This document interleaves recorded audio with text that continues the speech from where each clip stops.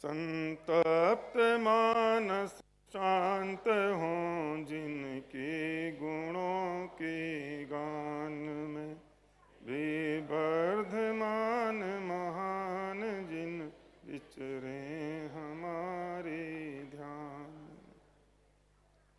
आज का विषय ये है कि हम हो ही नहीं सकते। मुद्दा इस बात का है कि ये कैसे पॉसिबल है कि हम दुखी हो नहीं सकते, और बहुत बड़ा चैलेंज है ये, और इस बात को सिद्ध करने का और आपको समझने का कि हम दुखी नहीं हो सकते। क्योंकि सुबह से लेकर शाम तक, शाम से लेकर सुबह तक जो भी परिस्थितियां घटती हैं, उनमें से किसके बगल में से आवाज आई? जरा देखो ना भैया, किसके बगल में से आवाज आई? ऊपर से आई?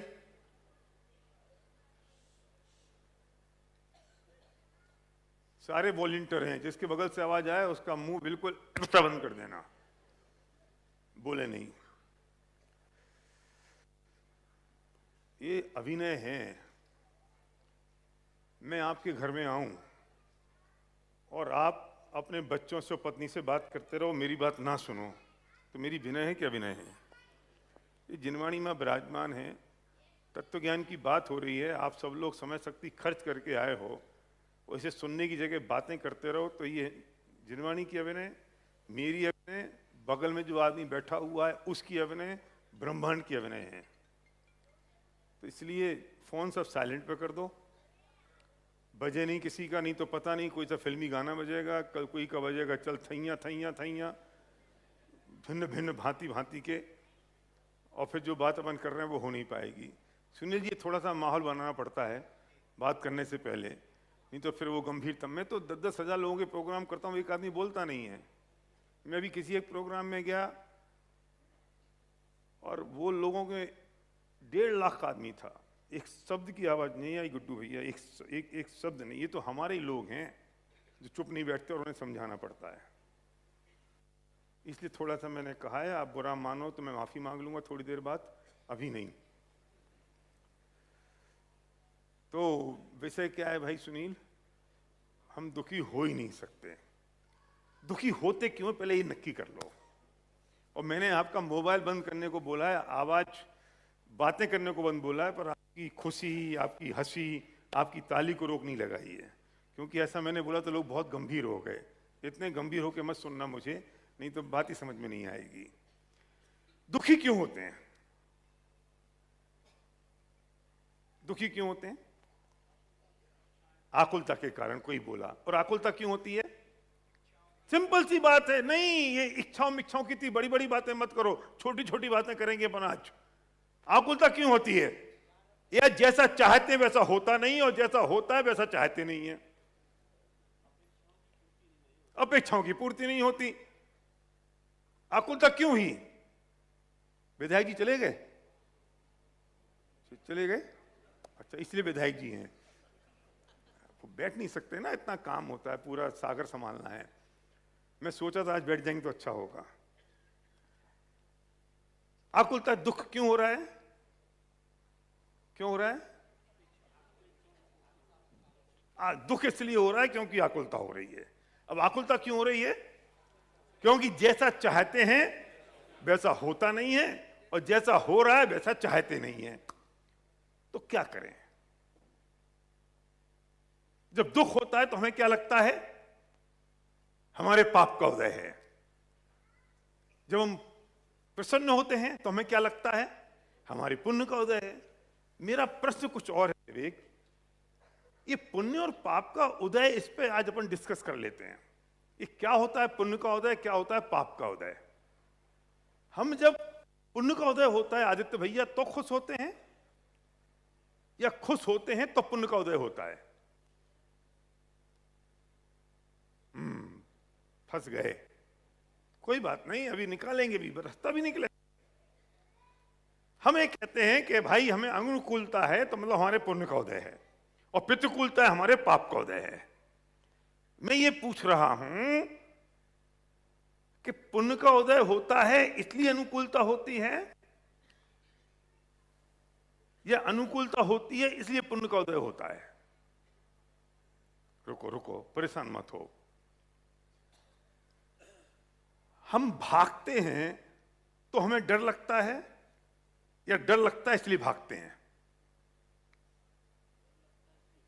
डर लगता है इसलिए भागते हैं। भाई साहब कह रहे हैं डर लगता है इसलिए भागते हैं। रात को 2 बजे हैं, सुनसान है कटरा बाजार सागर का, और कुत्ता पीछे से भौंका और आप भागे तो कुत्ता और तेज भागा, तो आप और तेज भागे, तो आपको और तेज लगा, और तेज डर लगा, आप और तेज भागे, आप खड़े हो जाओ, कुत्ता भाग जाएगा। कोशिश कर लेना। हम भागते हैं इसलिए डरते हैं इसलिए नहीं भागते। और नहीं मानो तो आज की रात ट्राई कर लेना। हम भाग रहे हैं इसलिए डर रहे हैं, भागना बंद कर दो, ये डर भाग जाएगा। नहीं समझ में आई? रुको ना, अभी रुको, मैं समझा के जाऊंगा कैसे भी करके आज तो, क्योंकि अब आपने मेरी बात मान ली, आप बिल्कुल शांत हो गए हो, बातें नहीं कर रही महिलाएं, साथ में आश्चर्य, तो फिर तो मुझे समझाना ड्यूटी बनती है ना भाई साहब। तो एक बात बताओ, हम खुश होते हैं तो मुस्कुराते हैं या मुस्कुराते हैं तो खुशी मिलती है?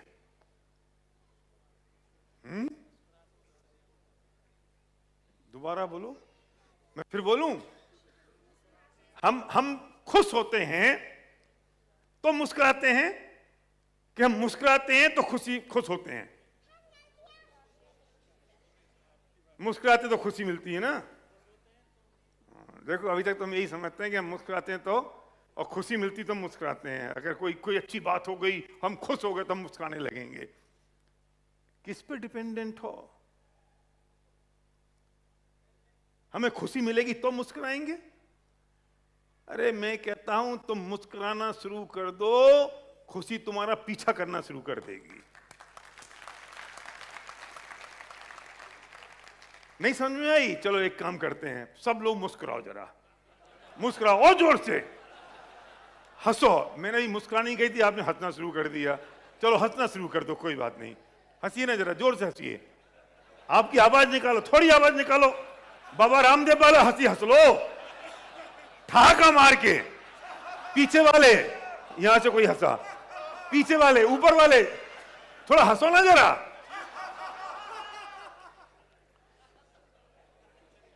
कैसा महसूस हो रहा है? कैसा महसूस हुआ अतुल? अच्छा लगा ना? पसंद हुई भाई साहब? अच्छा लगा ना भाई साहब? तो मैं खुश होने के लिए, मैं मुस्कुराने के लिए किसी खुशी का इंतजार करूं? मैं मुस्कुराने के लिए किसी खुशी का इंतजार करूं, या मैं मुस्कुराना शुरू कर दूं तो खुशी मेरा पीछा करना शुरू कर दे? मैं किसी पर डिपेंडेंट नहीं हूं। अभी आपने ट्राई किया, सारी कहानी उल्टी चल रही है। हम सोच रहे हैं कि हमें डर लग रहा है इसलिए भाग रहे हैं, मैं कह रहा हूं भाग रहे हैं उसलिए डर लग रहा है। हम सोच रहे हैं कि कोई परिस्थिति आएगी, कोई खुशी मिलेगी तो मैं मुस्कुराऊंगा, मैं कहता हूं मुस्कुराना शुरू करो, खुशी अपने आप मिलना शुरू हो जाएगी। अब मैं आपसे पूछता हूं कि हमारे पुण्य का उदय होता है तब हम प्रसन्न होते हैं, कि प्रसन्न होते हैं तो पुण्य का उदय आ जाता है? हाँ ये बात, माइक देना, माइक देना, कॉर्डलेस दो जरा, कॉर्डलेस दो। अब आधा प्रवचन मैं करूंगा, आधा हमारे लोग करेंगे मेरे। दो भाई साहब को दो, नीचे जाओ, बोलो भाई साहब बोलो, आपका नाम बता दो पहले, मैं भूल गया। सुरेंद्र जैन। सुरेंद्र जी बताओ क्या बताए? सुरेंद्र जी ने देखो बात पकड़ ली, सुनाएंगे क्या हुआ।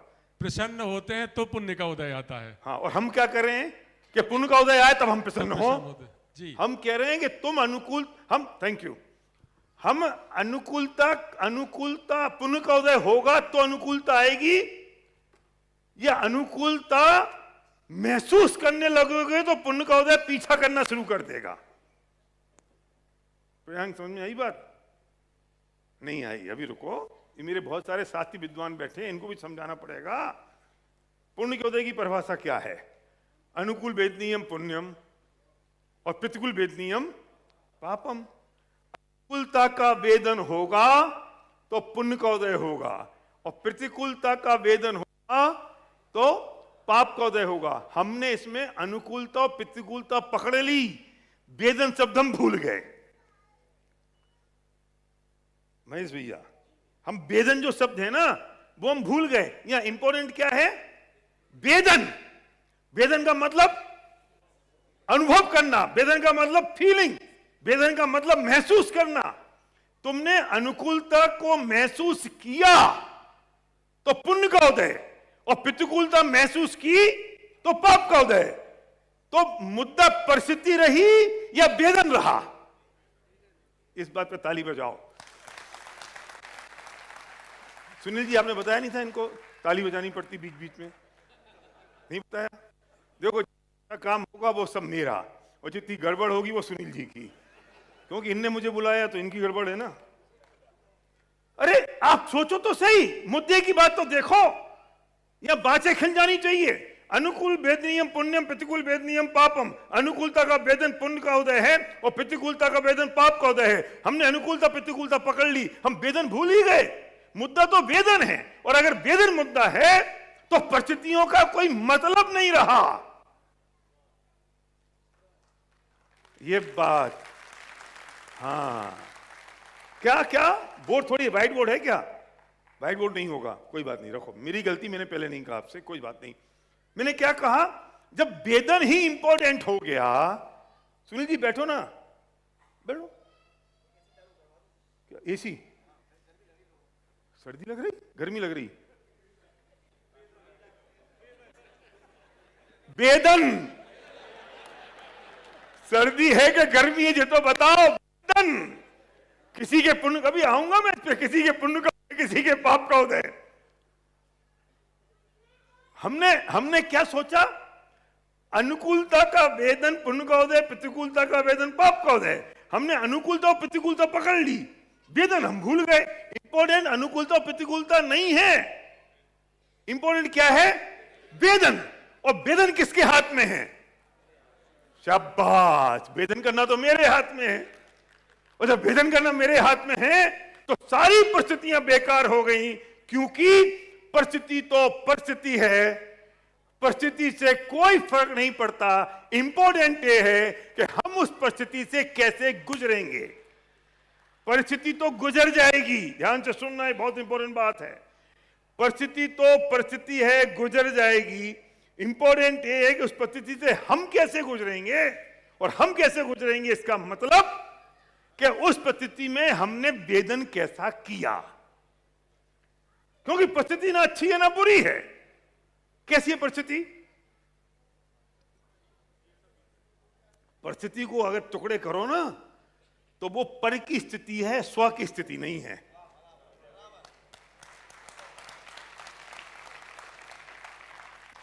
पर की स्थिति है और उसमें मेरा स्व का क्या काम, और मैं स्व पर की स्थिति में उलझ गया हूं। मैं बदल सकता हूं, पर की स्थिति में बदल सकता हूं, परिस्थिति है ना, मैं पर की स्थिति बदल नहीं सकता, और मैं उसमें छेड़खान करने की कोशिश करता हूं, इसलिए मैं दुखी रहता हूं। वो नहीं बदलेगी। इतनी बड़ी साइंस है ये तत्व ज्ञान, इतनी बड़ी साइंस है। अगर ये समझ आ जाए ना तो हर पल आपके जीवन में उतरे और आप आनंद से भरपूर रहो। क्या फर्क पड़ता है मोक्ष जाए नहीं जाए, यही मोक्ष हो जाने वाला है। मोक्ष यही है, आनंद यहां है। वहां जब जाना हुआ चले जाएंगे, रहना है इस घर में रहो, उस घर में रहो, उस घर में रहो, क्या फर्क पड़ता है?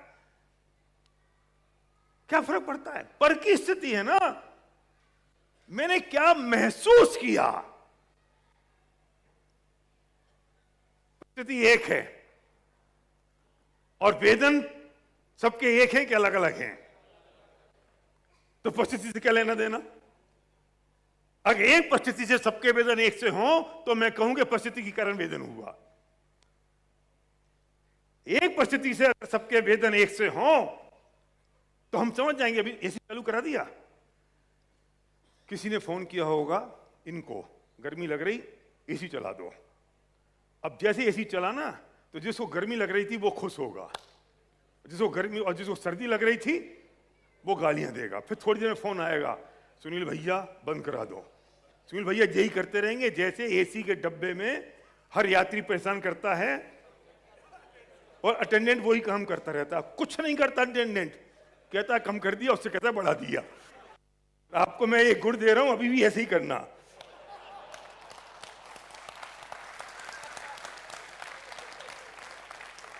वो कहता है बढ़ा दिया, वो खुद होता है चलो ठंडी हवा आ गई। जिससे वो कहता है कम कर दिया, वो कहता है चल अब तो गर्मी लगने लगी। क्या है ये एक सी चीज है, समझाओ तो सही मुझे। अच्छा, ये शादी करना पुण्य का उदय है कि पाप का उदय है? पुण्य का उदय, पाप का उदय? जितने कुंवारे हैं ना, ये सारे कह रहे हैं पुण्य का उदय, क्योंकि उन कमबख्तों को पता नहीं है। क्योंकि अतुल हमसे भी कह रहा था थोड़ी देर पहले, अतुल की पत्नी यहाँ बहुत अच्छा काम कर रही थी ना, तो आदित्य भैया से कह रहा था अगर ये अच्छा काम कर रही है तो भैया को बोलो जयपुर ले जाएं। बेटा अतुल, आज की रात तुम्हारी हम खराब कर देंगे।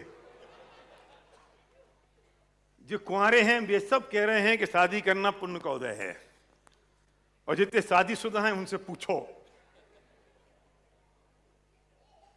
और इतने डरे हुए हैं जो ढंग से हंस भी नहीं पा रहे। इतनी हालत खराब है, क्योंकि सब पत्नियां देख रही हैं कितनी जोर से हंसा, तो रात को जाके अरे तुम मेरे साथ खड़े हो, अब तक परेशान मत हो, जब मैं चला जाऊंगा तब तुम्हारी क्या दशा होगी उसकी जिम्मेदारी मेरी नहीं है। शादी करना एक स्थिति है, एक परिस्थिति है। किसी के लिए पुण्य का उदय, किसी के लिए पाप का उदय है। वो कैसे हो सकती है? इंपॉर्टेंट ये है कि उस परिस्थिति में तुमने कैसा महसूस किया। शादी की बात आ गई तो मुझे याद आ गए हमारे कि पंडित जी, कौन से पंडित जी? हाँ, गोपाल दास बरैया, सबसे फेमस हीरो है। किसी को उनकी कोई रचना याद नहीं होगी, उनकी शादी जरूर याद है हर एक को। तो गोपाल दास जी बरैया ने शादी करी। उनकी पत्नी इतनी निखट्टू, इतनी खराब कि आप सोच नहीं सकते। बेचारे पंडित जी प्रवचन करें और बीच में आके वो कहे तुमने आज हुक्का नहीं भरा, और पंडित जी उठे, हुक्का भर के आए और फिर प्रवचन करें। तो लोगों ने कही कि पंडित जी गजब करते हो, ये कोई तरीका हुआ कि आप थोड़ा सा उसे समझा नहीं सकते थे? बोले भैया शांति का मार्ग यही था, वो समझती होती तो यहां आती नहीं। प्रवचन रोका, मतलब आप कल्पना करो कि मैं प्रवचन कर रहा हूं और संध्या आ जाए और कहे कि मेरा हुक्का भर के आओ, और मैं आपसे कहूं कि रुक जाओ जरा, मैं छोड़ के जा रहा हूं, और मैं 15 मिनट बाद दोबारा हूं, तो आप क्या कहोगे? जोरू के गुलाम हो, आपको समझ में नहीं आती आप क्या कर रहे हो। मैं कहूं भैया शांति का मार्ग है, तो मैं चले गए। तो अब पंडित जी, अब सोचो ऐसी पत्नी पुण्य के उदय से मिलती है कि पाप के उदय से? भाई साहब बोलो, मोदी जी बोलो। मैं मोदी बोलूं तो 8-10 मोदी सिर हिलाना चाहिए। तो बोलो बोलो, पुण्य के उदय से हैं? पुण्य के उदय से तुम्हारी ऐसी दिलवा दें? बंगेला जी कह रहे पुण्य के उदय से मिलती ऐसी पत्नी, तो तुम्हारी ऐसी करवा दें? अरे ऐसी पत्नी तो पाप के उदय से मिलती है, पुण्य के उदय से कैसे मिल सकती है? लेकिन जब पंडित जी से पूछा, बहुत बड़े विद्वान थे, जब उनसे पूछा कि आपके इतने बड़े विद्वान होने का कारण क्या है, क्या राज है, तो उन्होंने जो बात कही वो आपकी बाँछें खिला देगी। उन्होंने कहा मेरी पत्नी। सही घटना ही है। उन्होंने कहा मेरी पत्नी। उन्होंने कहा कैसे? वो तो नित्य कलहकारिणी है। बोले यही वजह है, अगर वो नित्य कलहकारिणी नहीं होती तो मैं उसके राग रंग में लग जाता, मैं मंदिर आ ही नहीं पाता, मैं विषय कसाय में उलझ जाता, मैं उसके साथ समय बर्बाद कर देता। मैं सुबह मंदिर आता हूं, मैं रात को जाता हूं कि जब वो उठे उससे पहले मैं मंदिर निकल जाऊं, वो सोए उसके बाद में पहुंचूं, तो मंदिर में बैठ के मैंने इतना सारा काम कर लिया। मैं मंदिर में बैठा रहा, मैं ग्रंथ पढ़ता रहा, मैं स्वाध्याय करता रहा, मैं लोगों को पढ़ाता रहा। अगर ऐसी नहीं होती तो क्या होता? बताओ मुझे, ऐसी पत्नी पुण्य के उदय से मिलती कि पाप के उदय से? और आज के बाद कोई खबरदार, मेरा दोस्त, मेरा भाई, अगर पत्नी से लड़ाई हो जाए तो ये मत कहना कि ऐसी कहां से मेरे पिताजी ने बांध दी। हेलो यार, ये परेशान कर रहा है क्या? बाकी नहीं कर रहा?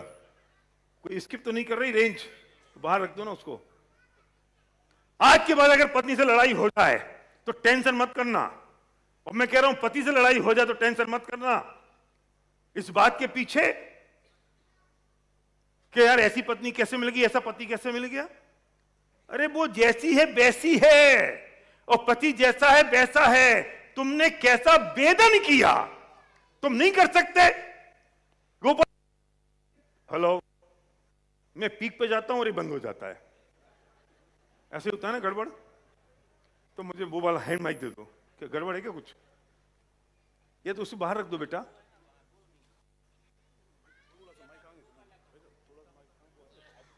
इससे संबंध नहीं है, इसको बाहर या तो बाहर रख दो ना, रेंज का चक्कर तो नहीं है, अभी ट्राई करते नहीं। वो वाला माइक दे दो। क्या कहा मैंने? मैं वापस वापस वापस क्या कह रहा था मैं? हाँ, तो पत्नी, अब जब पति पत्नी का झगड़ा होता है तो कितना बुरा लगता है। पति क्या सोचता है, अरे यार ये कहां से गले में बंध गई, और पत्नी क्या सोचती है, कितना समझाएं जो समझते ही नहीं है। वे जैसे हैं वैसे हैं, वो जैसी है वैसी है। तुमने कैसा वेदन किया, और आज से वेदन का स्विच बदल दो। अपने वेदन की जगह गोपाल दास जी बरैया वाला वेदन करना शुरू कर दो।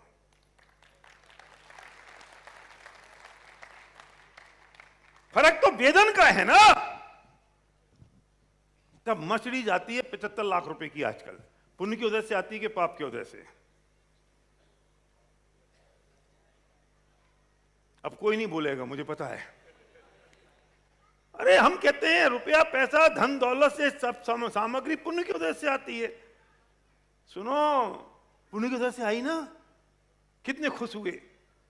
लेकिन वही मेरी मर्सिडीज बच्चा लेके चला गया, 140 की स्पीड पे जा रहा था सागर से भोपाल, उसकी डेथ हो गई। मैं पूछता हूं वो मर्सिडीज पुण्य की वजह से आई थी कि पाप की वजह से? मर्सिडीज नहीं होती तो 140 पे चलता नहीं, 140 पे चलता नहीं तो बच्चा मरता नहीं।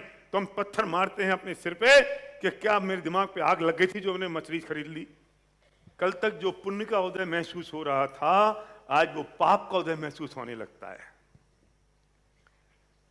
संयोग तो संयोग हैं, ना वो पुण्य के उदय के कारण हैं, ना वो पाप के उदय के कारण हैं। हम जैसा महसूस करते हैं वो उसके कारण है।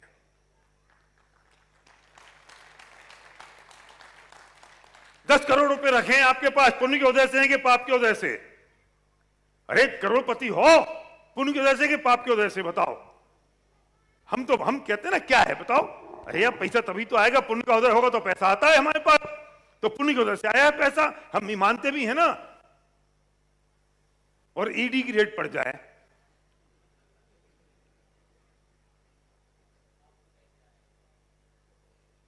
और आजकल तो बहुत पावरफुल है ईडी, उसकी रेट पड़ जाए तो क्या होगा? फिर क्या याद आता है? वे अच्छे दिन थे जब हम कर्रापुर में रहते थे और गोबर से घर लीपते थे, प्रेम से रहते थे, हमको पटलियाई करते थे चौक पे बैठ के। अब ये क्या आफत आ गई है, इतना पैसा क्यों आ गया है? वो पैसा पाप के उदय का कारण बन गया कि नहीं? तो कहां परिस्थिति में कुछ रहा, कहां संयोगों में कुछ रहा।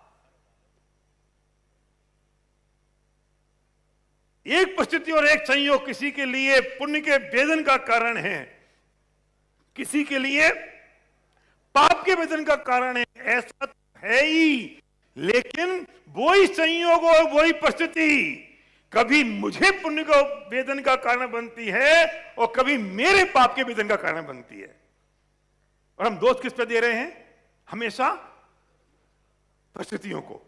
हम दोष किस पे दे रहे हैं? निमित्तों को।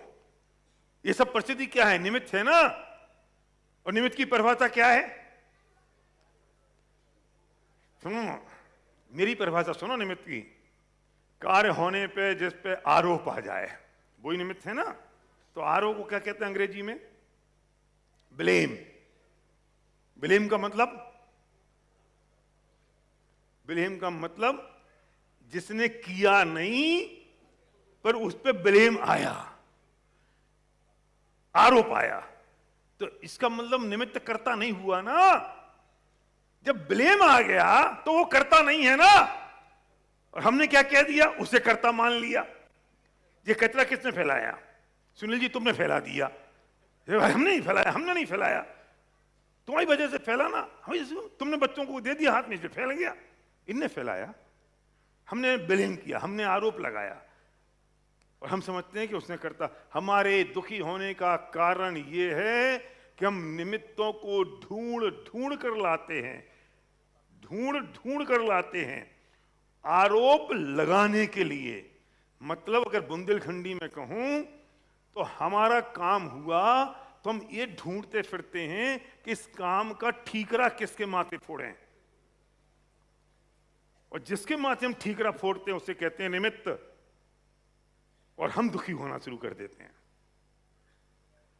एक कार में 5 लोग जा रहे हैं, एक मर गया, एक की टांग टूट गई, एक का सर फूट गया, एक साबुत बच गया।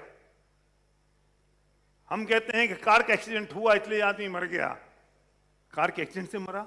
अगर कार के एक्सीडेंट से मरता तो एक जिंदा नहीं बचता, एक का सर नहीं फूटता और एक मरता नहीं। हमने आरोप किस पर लगाया? कार पर। आरोप किस पर लगाया? सामने से ट्रक आ रहा था उसके कारण। हमने आरोप किस पर लगाया? सड़क पर। हमने आरोप किस पर लगाया? सरकार पर। हम ढूंढते रहते हैं कि इस काम के होने का ठीकरा किसके माथे पे फोड़ें, और जिसके माथे पे हम फोड़ते हैं हम उसे निमित्त कहते हैं, और हम निमित्त को कर्ता मानते हैं, इसलिए हम दुखी होते रहते हैं। कैसे हो सकता है? अरे वो अपनी आयु 6 से मरा, इसकी आयु नहीं हुई थी पूरी, नहीं मरे। इसकी टांग टूटने की योग्यता थी, टांग टूट गई। इसका सर फूटने की योग्यता थी, सर फूट गया। किस पे आरोप लगाओगे? और एक कार में बैठे थे, एक समय में बैठे थे, एक जगह बैठे हुए थे, तो आरोप कैसे लगा सकते हैं हम? और हम आरोप लगाते हैं इसलिए सामने वाले पे फर्क नहीं पड़ता, दुखी हम होते हैं। कौन दुखी हो रहा है? हम दुखी हो रहे हैं ना, हम परेशान हो रहे हैं। छोड़ दो, हटा दो दिमाग से। मछली भले ही पुण्य की वजह से आती हो, अरे रुपया पैसा भले ही पुण्य की वजह से आता हो, एक परिस्थिति में, एक बार में परिस्थितियां बदलती हैं, परिस्थितियां बदलती हैं, हमारे विचार बदल जाते हैं। आज जो पुण्य का उदय लगता है कल पाप का उदय लगता है। मैं पूछता हूं, जब 1930 में गांधी जी को साउथ अफ्रीका के रेलवे स्टेशन पर उस गोरे ने उठा के बाहर फेंका, वो पुण्य का उदय था कि पाप का उदय?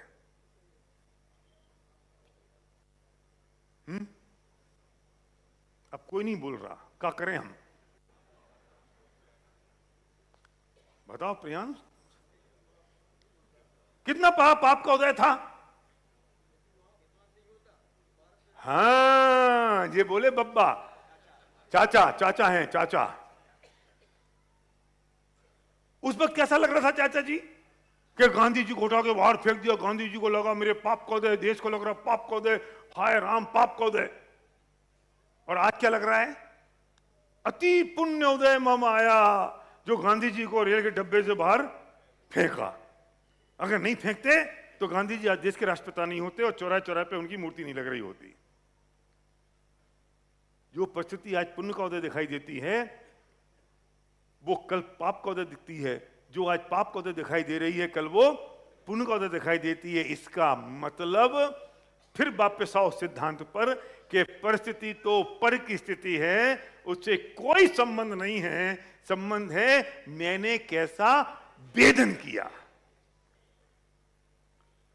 कैसा वेदन किया। जब राम को दशरथ ने कहा, प्रभु श्री राम, जब वे प्रभु नहीं थे, वे तो राजकुमार थे, और दशरथ ने कहा कि जाओ राम, तुम्हें वनवास हो रहा है और ये राजगद्दी भरत को दी जाएगी। मैं पूछता हूं, ये पुण्य का उदय था कि पाप का उदय?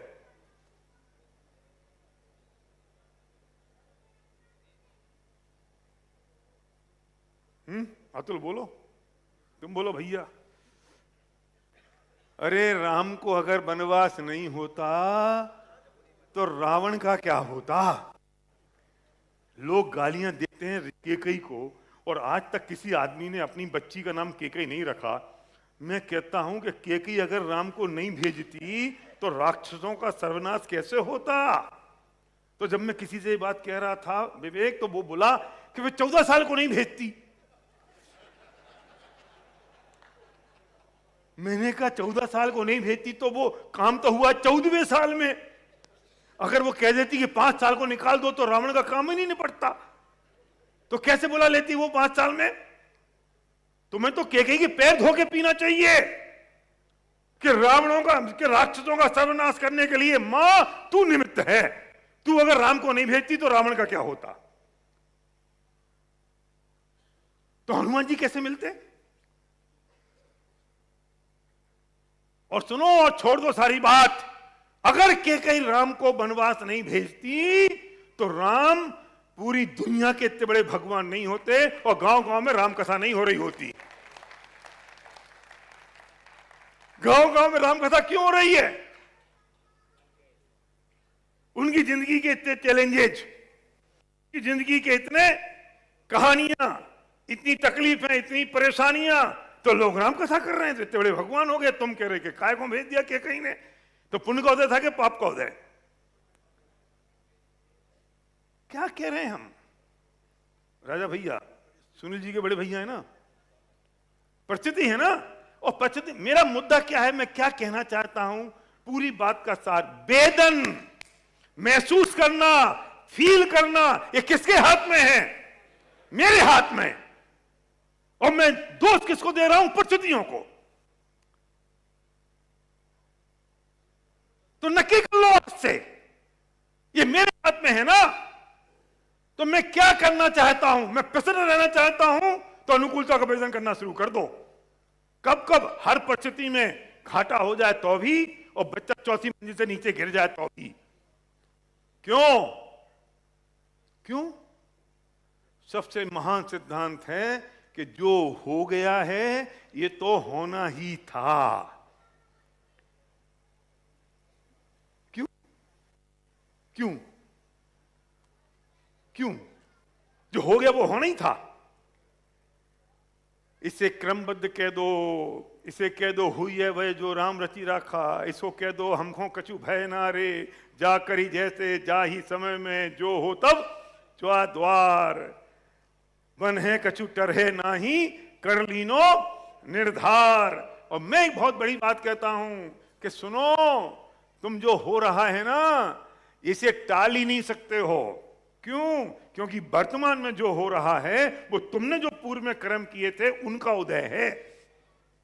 ये कैसे टाल सकते हो? देखो भैया ने ताली बजाई, तुम भी बजाओ। क्या कहा मैंने? ऊपर वालों, सुन रहे हो? तुम लोग ये मत समझो कि ऊपर वाले हो तो ताली नहीं बजाओगे। हाँ, मैं दिख रहा हूं ना। सुनो, क्या कहा मैंने? वर्तमान में जो हो रहा है ये यूं ही नहीं हो गया है,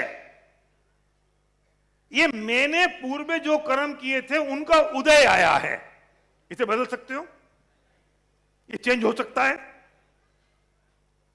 क्यों नहीं हो सकता? क्योंकि इसको चेंज करना है तो यहां चेंज करना पड़ेगा। And life doesn't have rewind button. जिंदगी में पीछे जाने का रास्ता तो है ही नहीं। जब पीछे जाने का रास्ता नहीं है तो यहां तुम चेंज कर पाओगे? नहीं कर पाओगे। तो यहां चेंज होगा? नहीं होगा। तो ये तो भुगतना पड़ेगा। लेकिन सुनो, मजे की बात यह है कि इस वक्त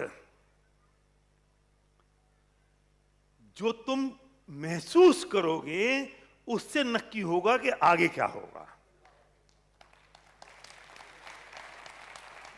अभिषेक, समझ आ रही बात? हमारा बिगेस्ट मिस्टेक क्या है कि हम चेंज इसको करना चाहते हैं और कोशिश करते हैं कि यहां चेंज करेंगे तो वो चेंज हो जाएगा। ये चेंज हो नहीं सकता। इसका उदय तो वर्तमान में आ चुका है। अब ये क्या है? ये है उदय। और बंधा कब था? यहां। इसे कहते हैं बंध।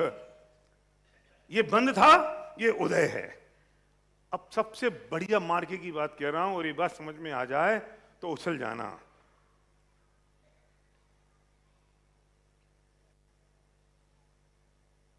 ये जो भविष्य है ना, ये किस पे निर्भर करेगा? नवीन कर्मों पर। नवीन कर्म कब बंधेंगे? वर्तमान में। तो कैसे बंधेंगे? सुनो, हाँ, उदय के समय जो तुमने रिएक्शन किया, उदय के समय जो रिएक्शन किया, उससे भविष्य नक्की होगा। उदय तो आ चुका, इट्स हैपेंड, ये हो गया, अब कुछ नहीं हो सकता इसमें। लेकिन जो एक्शन हुआ और ये जो उदय आया, इसको तुमने कैसे रिएक्ट किया, द रिएक्शन इज इंपॉर्टेंट।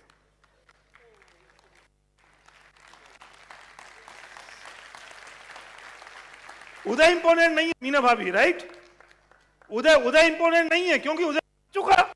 और ये क्यों आ चुका? क्योंकि ये तो घटना घट चुकी और ये तो पहले हो गया। Life doesn't have rewind button, पीछे जा नहीं सकते, सवाल तो आगे जाने का है। तो जो उदय आया है, अब इस उदय में तुम कैसे रिएक्ट कर रहे हो, तुम्हारी प्रतिक्रिया कैसी है, ये निश्चित करेगा कि तुम वर्तमान में सुखी रहोगे, आनंदित रहोगे कि नहीं, और भविष्य तुम्हारा कैसा होगा। वर्तमान और भविष्य तुम्हारे रिएक्शन पर डिपेंड करता है।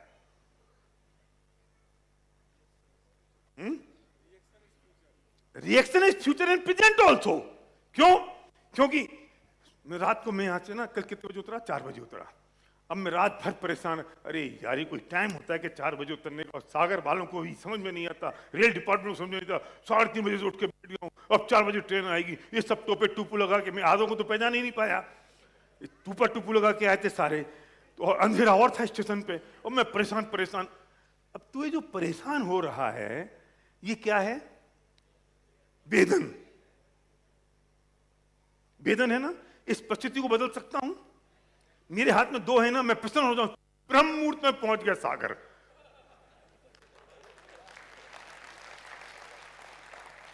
और मैं कहूं आधी रात खराब कर दी इनने। वो तो वही होना है जो होना है, वो निश्चित है, उसमें परिवर्तन नहीं है। मैंने कैसा वेदन किया, तो वैसा वेदन किया, वो मेरा वर्तमान की आकुलता और निराकुलता प्रदर्शित करता है। और उस वक्त जो रिएक्शन किया, वो मेरे नवीन कर्मों का कारण है। हाउ टू रिएक्ट हम समझ नहीं पाते। सुनो, मैं लेके जाऊंगा यहां धर्म तक। मैं कितनी भी बातें कर रहा हूं, पुण्य और पाप की कर रहा हूं अभी तक, लेकिन मैं लैंड करूंगा धर्म पे। क्योंकि कुछ भी कर लो, आत ध्यान करो, रोत ध्यान करो, पुण्य का उदय हो, पाप का उदय हो, रहोगे तो संसार के संसार में। अरे नरक चले जाएंगे, नहीं तो स्वर्ग चले जाएंगे, क्या हो जाएगा? अरे मुझे तो संसार से पार जाना है। मैं संसार से पार जाने की विधि की बात कर रहा हूं। मैं ना अनुकूल वेद नियम की बात कर रहा हूं, ना प्रतिकूल वेद नियम की बात कर रहा हूं। मैं अनुकूल और प्रतिकूल से आगे जाने की बात कर रहा हूं।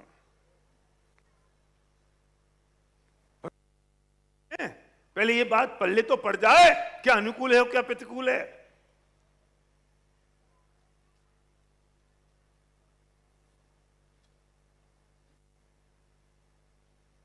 इधर आओ, इधर आओ, माइक देना, आओ, आ जाओ।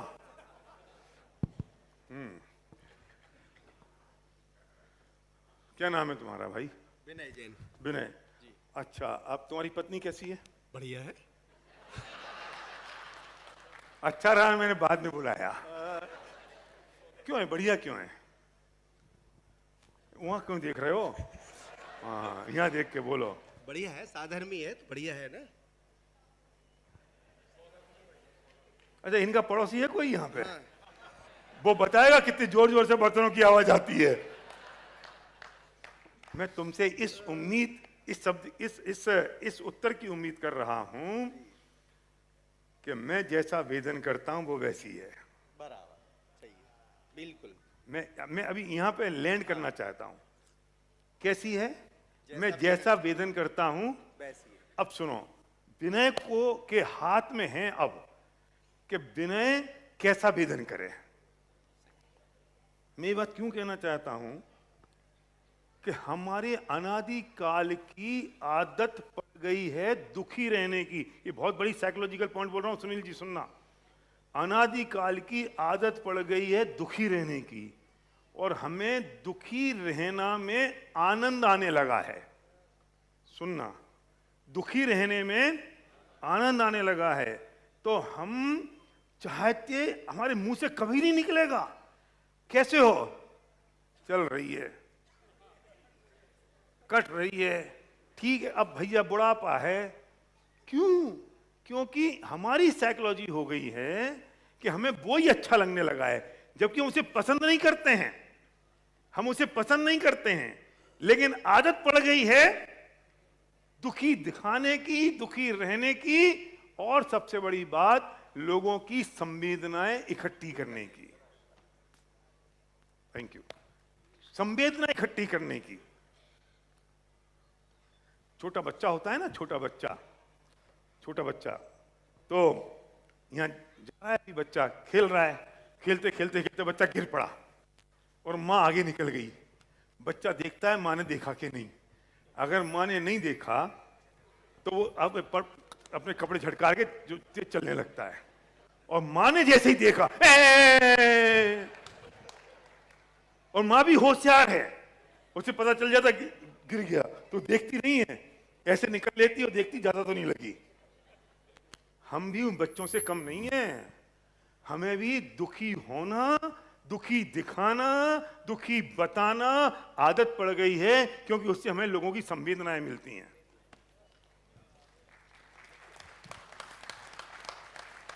पूछते हैं ना कल सुबह जितने फेडरेशन के बच्चे हैं इनसे, भैया कैसे हो? अरे बहुत थक गए। क्यों बोल रहे हो बहुत थक गए? तुम्हें चाहिए सामने वाले की संवेदनाएं। ये बोले अच्छा बहुत काम किया तुमने। हाँ यार क्या करें, वो और कोई है ही नहीं, यहाँ हम ही हैं अकेले करवे वाले। क्यों? थोड़ी और संवेदना। अच्छा भैया तुमने बहुत काम करो, आदित्य तुम तो बहुत ही बढ़िया यार, अध्यक्ष हो तुम। हाँ भैया क्या करें, हमने तो खूब कई लोगों से मत बनाओ। फिर अब क्या है, ये साइकोलॉजी, पर लोग मानते नहीं हैं, तो वे कहते तुम ही बन जाओ, तो करना तो पड़ता ही है काम। फिर उसकी 2-3 बातों की अपेक्षा करेगा, फिर 2-3 बातें बोलेगा, और जब दिन में 10 बार ये कहेगा थक गए थक गए थक गए, तो शाम को बिस्तर पे ऐसे पड़ जाएगा जैसे बहुत थक गए। शुरू कहां से हुआ था? संवेदनाएं इकट्ठे करने से। पहुंच कहां गया? अपने ब्रेन में। इफेक्ट किसको किया? खुद को। वो तो मजे लेके चला गया, वो तो मजे लेके चला गया। दुखी कौन हो गया? मैं। सोच रहे हो आदत पड़ गई है दुखी होने की, हमें आदत डालनी पड़ेगी आनंदित रहने की। कोई पूछे कैसे हो? बहुत आनंद में हूं, बहुत मजे में हूं, क्योंकि मैं जानता हूं और देखता हूं। मैं करता हूं ही नहीं ना, तो मैं दुखी कैसे हो सकता हूं? और ये वेदन करना तो मेरे हाथ में है ना, तो जैसा मैं वेदन करूंगा वैसा होगा ना भाई। तो मैं कैसा वेदन कर रहा हूं? मैं आनंद में वेदन कर रहा हूं, मैं खुश हूं, मैं मस्ती में हूं। क्यों? क्योंकि मैं जानता हूं, मेरा काम तो जानने का है, मैं करता तो हूं ही नहीं। क्यों? क्योंकि मैं तो साक्षी भाव में हूं, मैं करने वाला तो नहीं हूं ना। यार 3 बच्चे आना पीछे से, पीछे से 3 बच्चे आओ, आओ आओ, 3 लोग आओ, जल्दी आओ। ये बड़े वाले लोग नहीं चाहिए, कुर्सी वाले, कुर्सी वाले नहीं चाहिए, तुम इधर आओ, जल्दी आओ जल्दी। अरे मैंने टाइम नहीं देखा, टाइम हुआ, अच्छा है टाइम है। इधर आओ, इधर आओ, जल्दी से आओ, इधर खड़े हो जाओ।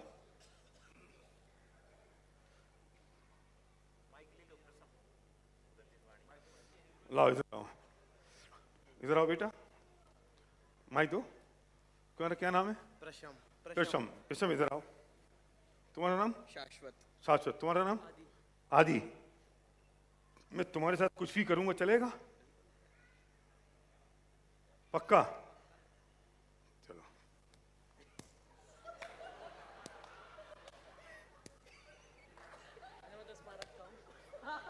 वो सिफारिश लगा रहा है, मैं स्मारक का हूं, अभी रुक जाओ,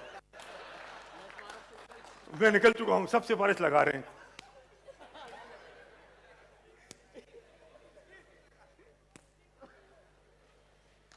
कैसा लगा? थोड़ा दर्द हुआ। ये कह रहा है थोड़ा दर्द हुआ। और तुम्हें? वेदन के ऊपर है, मुझे तो अटेंशन मिल गया इतना सारा। क्या बात। देखो मैंने किसी को ना टेक्सटिंग नहीं, मैंने फिक्सिंग नहीं थी, ये अचानक बुलाया है मैंने। इसको क्या लगा कि दर्द हुआ। एक्शन एक ही है, परिस्थिति एक है कि मैंने इसको थप्पड़ मारा। इसने क्या वेदन किया? दर्द। इसने क्या वेदन किया? बेइज्जती। इसने क्या वेदन किया? दुख। तो इसके पाप का उदय। इसने क्या कहा? अरे यार, 1000 लोगों के सामने मैं स्टेज पे आ गया, ने मुझे बुला लिया, मुझे टेंशन मिल गया। उसी थप्पड़ से इसके पुण्य का उदय।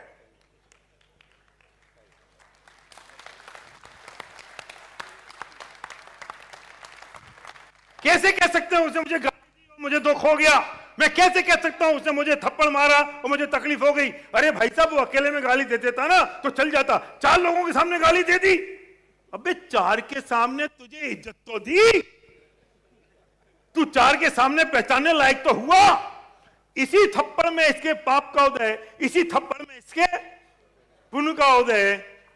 और अगर ये इसी थप्पड़ में कहता है जो होना था वो हुआ, थप्पड़ लगना था लग गया, मैं तो सिर्फ जानने वाला हूं, मैं करता नहीं हूं, मैं जान लिया, काम खत्म। और अगर ये मान ले कि मैं जानने वाला हूं, मैं तो साक्षी भाव में हूं, मैं तो सहज रूप से जान लिया कि थप्पड़ पड़ गया, होगा। जे कर्म पूरब किए खोटे, सहे क्यों नहीं। सुनो, इसने पाप बांधा, पाप का उदय, बांधा नहीं अभी, रुकना, उदय इसके पुण्य का, और ये मोक्ष मार्ग पे चल पड़ा।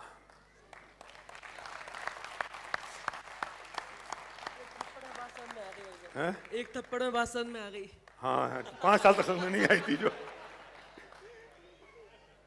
अरे मुझे बताओ तो सही, पार्श्वनाथ ध्यानस्थ हैं, पार्श्व मुनि ध्यानस्थ हैं, ऊपर से कमठ पत्थर बरसा रहा है, पुण्य का उदय के पाप का उदय? अरे भाई सुनो, ना उनके पुण्य का उदय, ना उनके पाप का उदय। वे तो अपने साक्षी भाव में थे, जो होना था सो हो रहा है। वे और अपनी आत्मा में चले गए और मोक्ष मार्ग को प्रशस्त कर लिया। सोचो तो सही, क्या परिस्थिति है? कौन सी परिस्थिति की बात करते हो? हम साक्षी भाव की बात कर रहे हैं ना। क्यों? क्योंकि जो थप्पड़ पड़ा ना तीनों को, इन तीनों को थप्पड़ जाति के कर्म का उदय आना था अभी, क्योंकि इनने थप्पड़ जाति का बंद किया था, तो वो अभी उदय में आया। अब वर्तमान में उदय में तो आ गया, अब क्या करें? अब इस पर इनने कैसे रिएक्ट किया? अब ये मुझे पलट के थप्पड़ मार दे, फिर मैं इसको दोबारा मार दूं, फिर ये मेरे ऊपर चढ़ जाए, मैं इसके ऊपर चढ़ जाऊं, फिर हम मां बहन को याद कर लें, फिर थाने में ले जाएं, फिर कोर्ट में चले जाएं, कचहरी कर लें। तो क्या किया हमने? बढ़ाया। कैसे रिएक्ट किया इस बात पर निर्भर करता है कि हमारे नवीन कर्म कैसे बन रहे हैं। जो रिएक्शन है ना, इसका रिएक्शन अलग हुआ, इसका रिएक्शन अलग हुआ, और इसका रिएक्शन अलग हुआ। इसका रिएक्शन मोक्ष मार्ग को प्रशस्त करता है, इसका रिएक्शन स्वर्ग को प्रशस्त कदाचित कर सकता है, और इसका तो नियम से नरक में ही जाएगा। चिंता मत करना, समझ रहे हो? थप्पड़ पड़ा पूर्व जनित कर्म के उदय के कारण। अच्छा, वो जो उदय था जिसके कारण थप्पड़ पड़ा, वो चेंज हो सकता है? वो जो थप्पड़ पड़ा, वो जिस उदय के कारण पड़ा, वो चेंज हो सकता है? नहीं, because life doesn't have rewind button. Rewind button तो है ही नहीं। अब क्या है कि जो हो गया ना, हाउ टू रिएक्ट। इनने अलग रिएक्ट किया, इनने अलग रिएक्ट किया, इनने अलग रिएक्ट किया। ये मोक्ष मार्ग में चला गया, ये स्वर्ग में चला गया, ये नरक में चला गया। बोलो क्या करें? दुखी कर सकता है कोई? कौन दुखी करेगा? कौन दुखी कर सकता है? हमारा रिएक्शन। और ये भी तो रिएक्शन है, सुनो, ये भी तो रिएक्शन है कि मैं साक्षी भाव में हूं। जो हो गया मैंने उसे जान लिया और मैंने देख लिया है। क्या द्रव्य दृष्टि हो गई है। तो देखो बातें बेई हैं, मैं अलग भाषा का प्रयोग कर रहा हूं जिससे गले उतर जाए। मैं उन कठिन शब्दों का प्रयोग करूंगा तो आप शायद सुनने नहीं आते, आप लगते कि अच्छा पंडित जी मंदिर में प्रवचन कर रहे हैं, इसलिए पंडित जी खड़े होकर कर रहे हैं, जिसे तुम्हें समझ में नहीं आए, समझ में आ जाए बात कि हम वो बात कह तो हम बोल ही रहे हैं, दूसरे तरीके से कह रहे हैं। बात कुछ नई मेरे पास नहीं है और नई मैं करना नहीं चाहता हूं। जिनवाणी विराजमान है। समझ में आई ना बात? रिएक्शन समझ में आ गया? How to react? चलो, thank you very much, thank you. अब लोग इनसे जरा सेल्फी मेल्फी ले लेना, स्टेज पे आए थे ये लोग। देखो एक और बड़ा सिद्धांत, संयोगों में सुख और दुख नहीं है, उन संयोगों के प्रति होने वाले जुड़ाव में है। दोबारा बोलूं? संयोगों में सुख दुख नहीं है, उसके प्रति होने वाले जुड़ाव में है।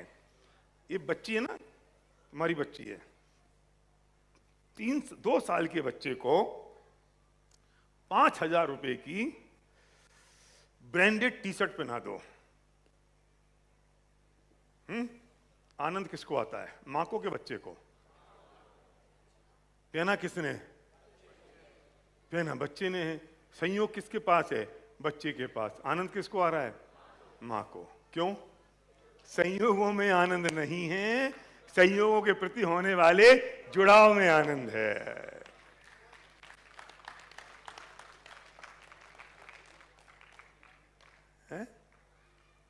संयोग तो वही था ना। हम मछली ले आए, हमने दादा से कही दादा मछली आ गई, चलो गाड़ी में घूम लो। तो बोले कितने आदमी बैठेंगे? हमने कहा 5 ही बैठेंगे जैसे बाकी गाड़ी में बैठते हैं। क्या फायदा, तुम 75 लाख की मछली ले आए, 5 ही बैठे। उनका पैरामीटर किससे चल रहा था कि कितने बैठेंगे, और हमारा क्या चल रहा था? 3 पॉइंटर स्टार। हम आ गए, हम गाड़ी में घुमाने लगे, हमें आनंद आ रहा था सीरीज का, और दादा बिल्कुल शांत भाव से बैठे थे। संयोग दोनों को बराबर से थे, संयोग दोनों को बराबर थे, और एक को आनंद आ रहा था, एक सहज रूप से बैठा हुआ था। संयोगों में आनंद है? संयोग में आनंद है? तो किसको करना है? संयोग को हटा दें, संयोग को तोड़ दें, संयोग को लाए नहीं तो सूरदास बन जाओगे कि सूरदास अपनी आंखें फोड़ ली इसके लिए कि मैं इन आंखों से गंदी चीज नहीं देखूं, तो आंखें फोड़ ली। आंखें फोड़ने से गंदी चीज बंद हो जाएगी? संयोगों को हटाने से तुम्हारे राग देश के परिणाम खत्म हो जाएंगे? नहीं। अरे संयोग जैसा है रहने दो। भरत चक्रवर्ती के पास भी ऐसे संयोग कितने थे, लेकिन भरत जी तो घर में ही बैरागी थे। क्या फर्क पड़ता है? क्या फर्क पड़ता है कितने संयोग हो ना हो? और ये जो लोग गालियां देते हैं सेठियों को देख के कि देखो भोगों में लिप्त है, इसके पास रुपया है, पैसा है, धन दौलत है, गाड़ियों में घूम रहा है, ये जो लोग गालियां देते हैं ना, वो उनका इन्फिनिटी कॉम्प्लेक्स है। तुम्हारा इन्फिनिटी कॉम्प्लेक्स है। वे सेठिया ऐसे हैं कि नहीं है, इसकी गारंटी आप नहीं ले सकते। तुम्हें क्या पता वो जो भोग रहा है वो किन परिणामों के साथ भोग रहा है? हम कैसे उसे गाली दे सकते हैं? कैसे कह सकते हैं? मैंने देखा भी, ये भैया आए, महेश भैया सफेद धोती पहन के आए, ये सफेद कपड़ा पहन के आ गए। मुझे 6 लोग कह चुके भामा से आए, बहुत पैसा है, बहुत पैसा है, बहुत पैसा देते हैं। इनको देख के मुझे लगता है पैसा देते होंगे। 2-4 किलो सोना पहना होता फिर इनने, 10-20 बॉडीगार्ड घूम रहे होते, एक स्लीपर पहन के आ गए। मैं गाली दे दूं इनको कि भोगों में लिप्त हैं? कौन होता हूं मैं किसी के लिए कि कौन भोगों में? मैं संयोगों को देख के गाली देता हूं। मैं संयोगों को देख के निर्णय करता हूं। भले आदमी संयोगों को देख के निर्णय नहीं कर सकते, उन संयोगों के प्रति किसका कितना जुड़ाव है, इस पर निर्णय करेगा कि उसके परिणाम उसके साथ कैसे हैं।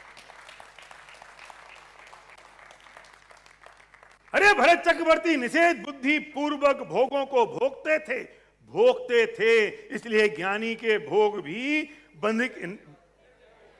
ज्ञानी के भोग भी निद्रा के कारण हैं। क्यों? क्योंकि भोग भोगने से फर्क नहीं पड़ता, वो भोग लिप्तता के साथ भोगे जा रहे हैं कि अलिप्तता के साथ भोगे जा रहे हैं, वे भोग गजता के साथ भोगे जा रहे हैं कि निषेध बुद्धि के साथ भोगे जा रहे हैं। उसमें वेदन प्रतिकूलता या अनुकूलता का हो रहा है या साक्षी भाव का हो रहा है। मुझे तुम्हें संसार में नहीं रखना भाई कि मैं संसार में रखने के लिए आपसे बात कह रहा हूं कि संसार में रह जाओ। मैंने बात तो शुरू की थी यहीं से कि अनुकूल वेदनीयम पुण्यम प्रतिकूल वेदनीयम पापम, लेकिन मैं कह रहा हूं अनुकूलता और प्रतिकूलता से ऊपर तो जाना है कि नहीं। पहले प्रतिकूलता का वेदन तो बंद करो। पहला स्टेप क्या है? प्रतिकूलता का वेदन तो बंद करो, आनंद में तो रहो, और धीरे धीरे जब प्रतिकूलता का वेदन भी बंद होगा तो तुम्हारा टारगेट तो साक्षी भाव में रहने का है। मैं आज सुबह की बात बता रहा था, मेरे पास एक मेरे पंजाबी मित्र का मैसेज आया कि भैया सोना बेचना था 400 ग्राम, गलती से 2 जगह कमिट कर दिया। पंजाबी है, नॉनवेज छोड़ दिया संपर्क में आके। 400 ग्राम सोना बेचना था, मैंने माँ से कह दी, माँ ने एक को कमिट कर दिया, मैंने एक दोस्त से कह दी, उसने किसी और को कमिट कर दिया, और कमिटमेंट हो गई थी तो 400 ग्राम ही था, बेचना पड़ा 800 ग्राम। तो मैंने क्या किया कि दूसरे दोस्त से ला के भाई तेरा दे दे, मैं भेज देता हूं, जब भाव गिरेगा तो तुझे ला के दे दूंगा।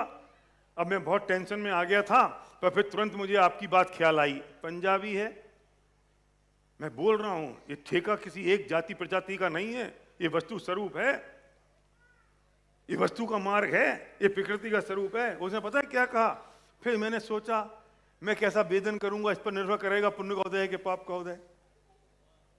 फिर उसने कहा कि काय को पुण्य का उदय, काय का पाप का उदय, मैं तो साक्षी भाव में हूं। सही घटना बता रहा हूं आज सुबह की, जो होना था वो हो गया, क्योंकि उसमें तो कुछ कर नहीं सकता। अब क्या करूं? अब साक्षी भाव में रहो, जान लो, देख लो, कौन सा काम करें। अरे जो किया पार्श्वनाथ ने, जो किया गजकुमार मुनि ने, जो किया सुकौशल मुनिराज ने, क्या किया उनने? पत्थर लेके पीछे पड़े उनके। जे कर्म पूरब किए खोटे, सहे क्यों नहीं जियरा। अरे सुनो, ये बात भी बहुत निचले स्तर की है। जब साक्षी भाव में आ जाओ तो ये विकल्प भी नहीं आता कि काय के लिए कौन से कर्म ये होंगे, आए होंगे, आ गए होंगे, अब कर्म क्या कर लेगा। और सुनो की बात, अभी तक इतनी देर से मैं चिल्ला चिल्ला के कह रहा हूं कि वहां बदला नहीं जा सकता, वहां बदला नहीं जा सकता, life doesn't have remind button. अब मैं कह रहा हूं एक बटन है, साक्षी भाव, जिससे पूरे के कर्म भी झड़ सकते हैं और झड़ जाते हैं। क्यों सुनील? Reaction is important. हम दुखी इसलिए होते हैं क्योंकि हमको सिचुएशन को हैंडल करना नहीं आता। हम दुखी क्यों होते हैं? सिर्फ हैंडल करना नहीं आता। हैंडल करने का सबसे बढ़िया तरीका मैंने बता दिया। पहला उपाय अनुकूल वेद नियम। क्यों भैया बताओ गुड्डू भैया?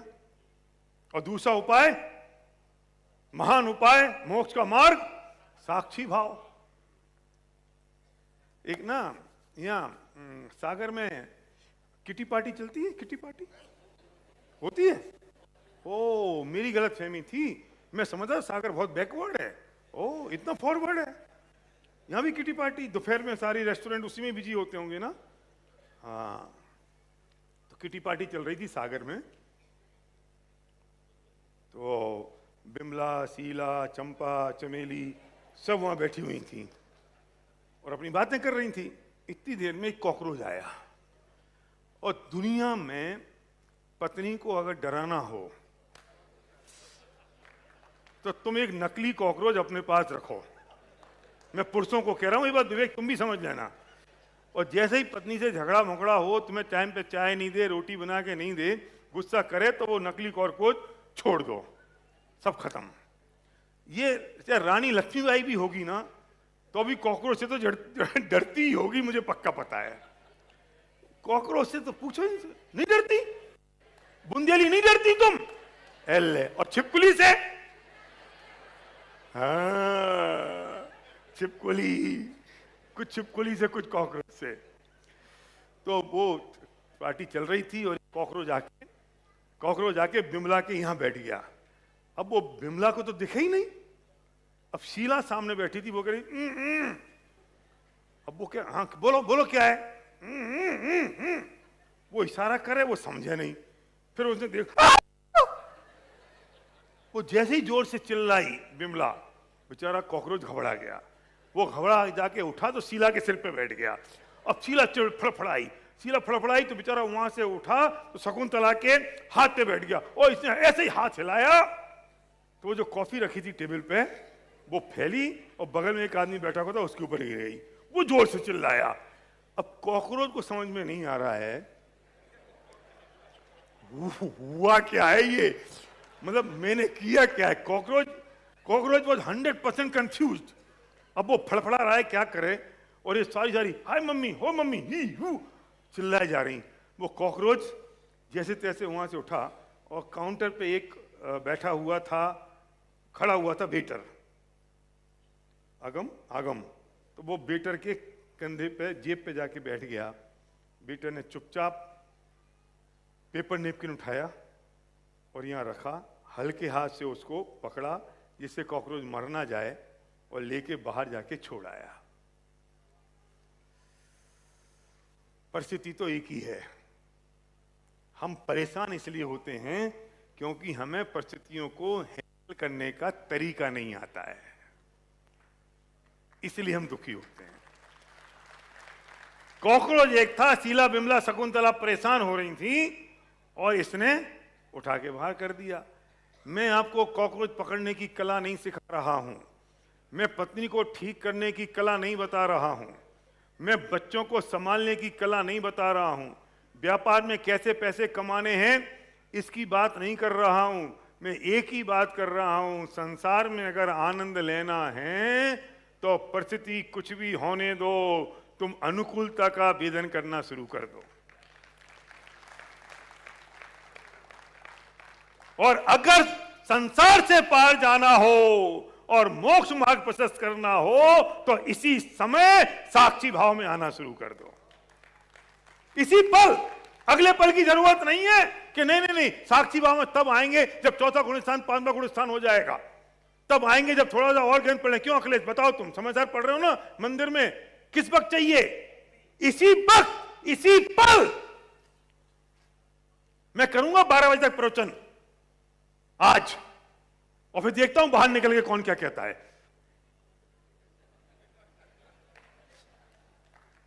एक ने अगर बुराई करी तो मैं कहूंगा तुम प्रतिकूलता का वेदन कर रहे हो,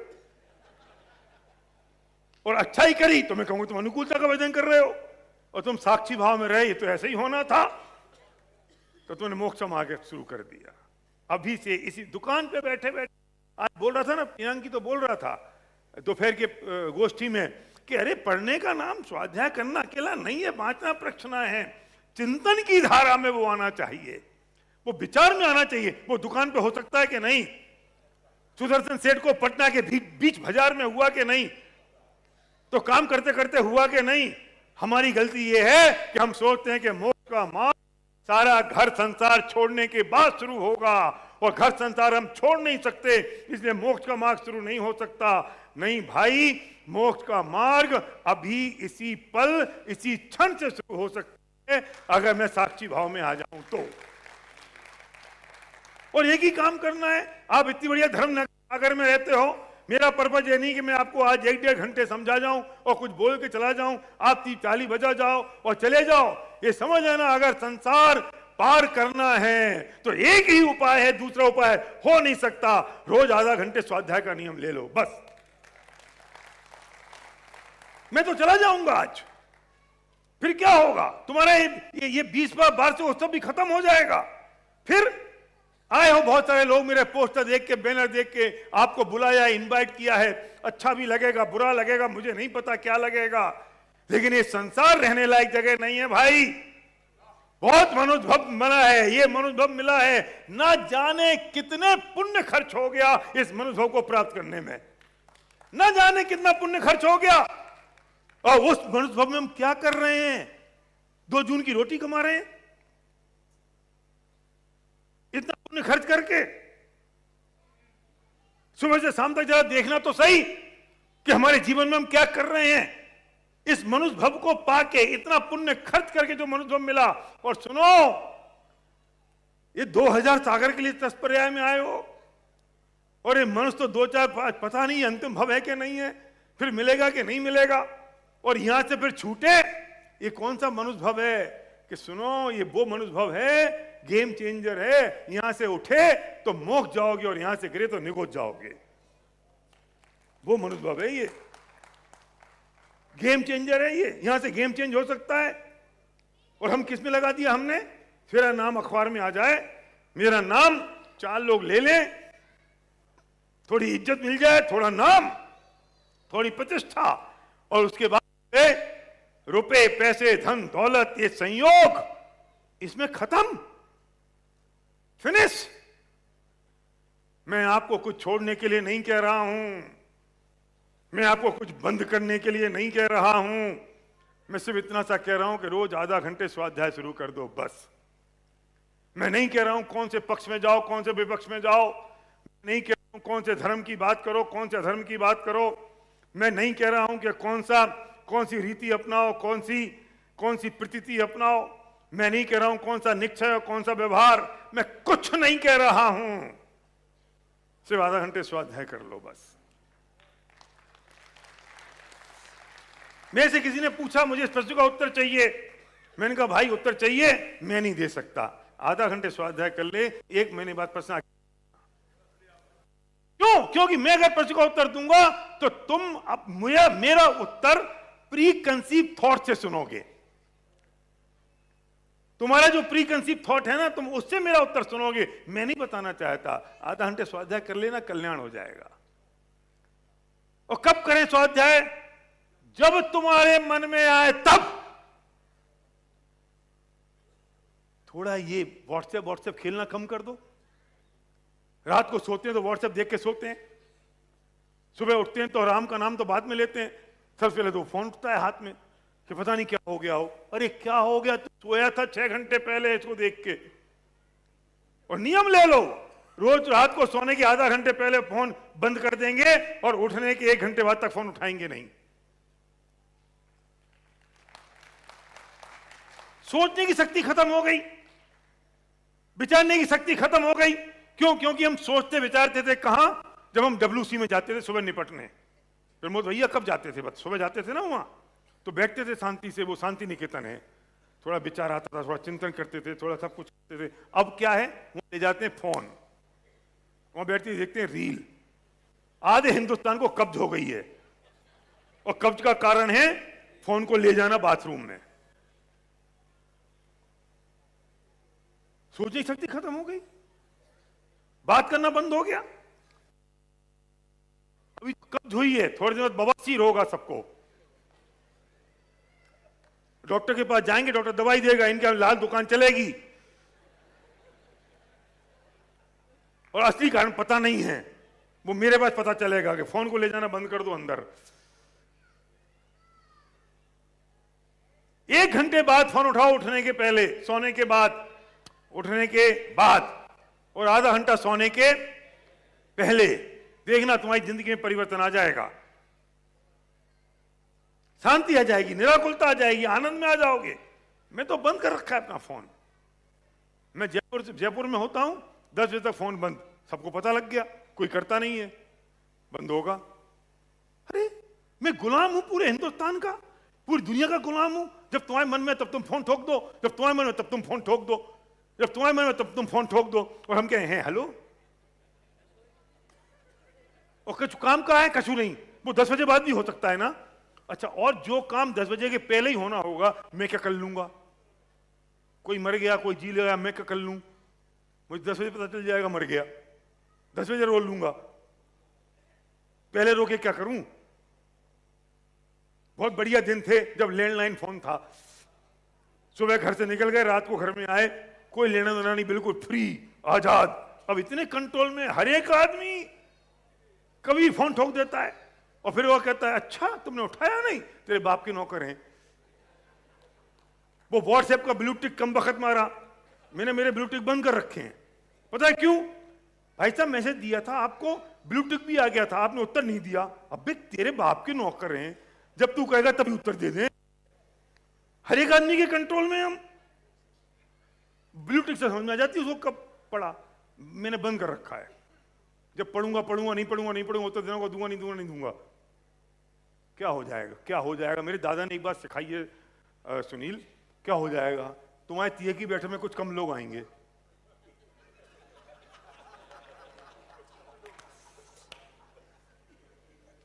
एंड रिजल्ट क्या है भाई साहब बताओ, एंड रिजल्ट क्या है? तिये की बैठक में कम लोग ही तो आएंगे। तो एक दिन दादा बोले, तो वो मैंने दादा वो कोई मर गया है, जाना है वहां पे? बोले हम क्यों जाएं, तुम जाओ। मैंने कहा मैं क्यों जाऊं? बोले हम मर जाएंगे तो तुम ही तो गिनोगे कौन आया कौन नहीं आया, तो हम तो मर गए, गिनोगे तो तुम जाओ जिससे लोग तुम्हें दिखाने के लिए आए। तो मैंने कहा मैं क्या को जाऊं, सर्वज्ञ जाए, मैं मर जाऊंगा तो गिनेगा। अरे गिनती के अलावा क्या है, क्या है गिनती के अलावा? वो ही मर जाने के बाद उसके लिए लगे पड़े हैं हम, और हम दूसरों के कंट्रोल में आ गए हैं और अपना मनुष्य बर्बाद कर रहे हैं।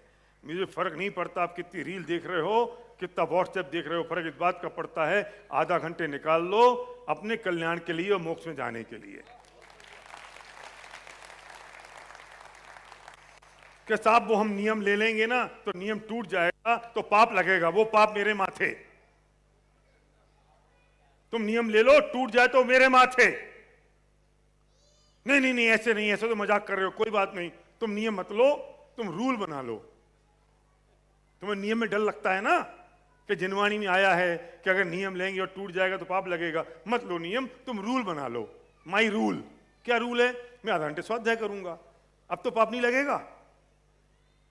चलो कोई बात नहीं, एक काम करो, 4 दिन की छुट्टी रख लो, सब रस्ते हैं मेरे पास, कोई 4 दिन नहीं भी हो पाए मिला के रूल बना लो, तो तुम 25 दिन तो करोगे।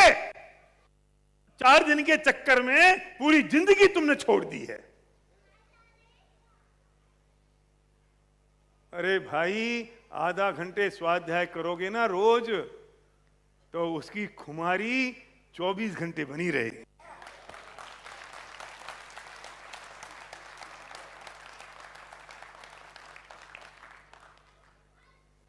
और सुनो, कितना पुण्य का उदय है, कितना बढ़िया काल है। इसी सागर में कम से कम 25 हमारे साथी विद्वान हैं जो तन मन लगा के आपको पढ़ाने और समझाने के लिए तैयार हैं। जितने, एक बार आ जाना जरा शास्त्री विद्वान, आ जाओ जरा, हमारे जितने भी शास्त्री आ जाओ, कहीं से भी होंगे शास्त्री हैं, आ जाओ जल्दी, एक बार आ तो जाओ, देखो तो सही कितने। आओ विवेक आओ, देखो तो सही है, सागर और सागर के आसपास के भी आ जाओ, टीकमगढ़ आ जाओ, आओ जरा, आओ देखो तो सही जरा, हम दिखाएं तो सही है कौन है ये। वो लोग हैं जो तैयार हैं आपके लिए इस बात को कि आप इशारा कर दो एक कि भाई मैं जरा तत्व ज्ञान समझना चाहता हूं, ये आपको आपके घर आके समझाने को तैयार हैं। आओ तो सही, देखो तो सही, ये समर्पित लोग हैं ये। और मैं तो धन्यवाद देना चाहता हूं इस सागर की भूमि को कि जिन्होंने इतने लोग पैदा किए, जिन्होंने इतने लोगों को भेजा, जितने इतने लोगों ने विचार किया कि भाई हमें जाना है। आओ आओ आओ तो सही, हॉल खाली तो नहीं हो जाएगा हैं? कौन लोग हैं ये? इन्होंने शास्त्री किया, 56 संस्कृत में और प्राकृत में वहां पढ़े, उसके बाद यहाँ पे इनको 5-10 साल 20 साल 25 साल हो गए होंगे पढ़े हुए। आप देख रहे हो ये फौज, ये कौन लोग हैं? इनको नमन करने का मन करता है। ये वो लोग हैं, और मैं इनकी तरफ से आपको कमिट कर रहा हूं कि आप अगर मोक्ष मार्ग प्रशस्त करना चाहते हो तो किसी एक को फोन करना, ये आपको मार्ग बताएंगे, रास्ता बताएंगे, स्वाध्याय कैसे करना वो बताएंगे, कोई शंका होगी तो समाधान करेंगे, नहीं तो आपके घर आके आपको पढ़ा देंगे। और ये सब संपन्न हैं, ये सारे संपन्न हैं, किसी को किसी चीज की जरूरत नहीं है, बहुत संपन्न है ये वो लोग हैं। ये फौज भरी पड़ी है, समझाने वाला तैयार है, क्या बात समझनी है वो तैयार है, बस हम तैयार हो जाएं कि मुझे बात समझना है तो कल्याण हो जाएगा। Thank you so much, thank you very much, thank you. जोरदार तालियां लोगों के लिए। हाँ। उदय के आने की अनिवार्यता तो है, सुनो, फिर एक बात सुनो जबरदस्त, उदय के आने की अनिवार्यता तो है लेकिन भोगने की अनिवार्यता नहीं है। उदय के आने की अनिवार्यता तो है क्योंकि वो आएगा। पार्श्वनाथ को आया, सुकौशल मुनिराज को आया, क्यों आया? क्योंकि पूर्व में ऐसे कर्म बांधे थे, तो वर्तमान में उदय में तो आएंगे। तो उदय के आने की अनिवार्यता तो है लेकिन भोगने की अनिवार्यता नहीं है। नहीं भोगा पार्श्वनाथ मुनिराज ने, नहीं भोगा सुकौशल मुनिराज ने, और छोड़ो नहीं भोगा श्री राम ने। छाया समय दृष्टि थे। और जब दशरथ ने कहा तद्भव मोक्षयामि, कि जब दशरथ ने कहा कि जाओ तुम्हें वनवास है, तो क्या किया उनने? क्या किया? उदय तो आया, उदय तो आया। प्रमोद जी भोगा क्या? क्या किया विकास? जो आज्ञा है, जो आज्ञा। बघेला जी बोलो क्या कही? जो आज्ञा। मैं ना अभी औरंगाबाद था इस बार पर्यूषण में, तो वे लोग मुझे जेल ले, मतलब मैंने कुछ किया नहीं था, नहीं तो कल अखबार की हेडलाइन पड़ जाए एसपी भारल गए औरंगाबाद की जेल। तो वे मुझे जेल ले गए कि कैदियों को जरा प्रवचन सुना दो। तो मैं गया प्रवचन करने जेल में। तो मैंने कहा मैं ऐसे नहीं करूंगा, मुझे तो 2-4 पुलिस वाले चाहिए, क्योंकि सारे के सारे थे आजीवन कैद वाले, मर्डर करने वाले। 2-4 पुलिस वाले बैठे थे। गणपति का टाइम चल रहा था तो सबके माथे पे तिलक था। वहीं राम का मंदिर था, गणपति सबके मंदिर थे, बैठे हुए थे। मैंने उनसे कहा, मैंने कहा भाई तुम राम की पूजा करके आए, पर राम ने क्या किया तुम्हें पता है? राम क्या कह रहे हैं तुमने कभी सुना है? जब राम को दशरथ राजा ने कहा, पिता ने कहा कि जाओ तुम्हें 14 साल का वनवास, तो राम ने क्या कहा? जो आज्ञा पिताजी। कल्पना करो कि तुम्हारे पिताजी तुमसे कह देते कि जो मेरी संपत्ति है ना वो मैं तुम्हें नहीं दे रहा हूं, तुम्हारे छोटे भाई को पूरी दे रहा हूं, तुम क्या करते? प्राण ले लेते सगे बाप के।